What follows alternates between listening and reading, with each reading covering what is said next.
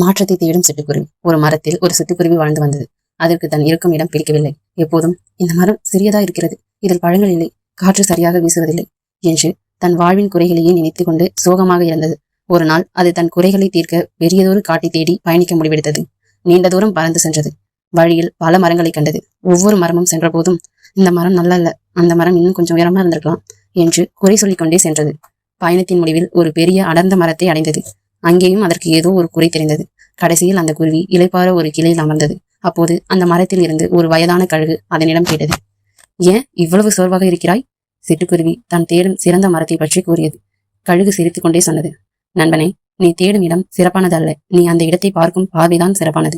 நீ எந்த மரத்தில் இருந்தாலும் அதன் நிறைகளையும் அழகையும் ரசிக்க கற்றுக்கொண்டால் எல்லா இடமுமே உனக்கு சொர்க்கம்தான்.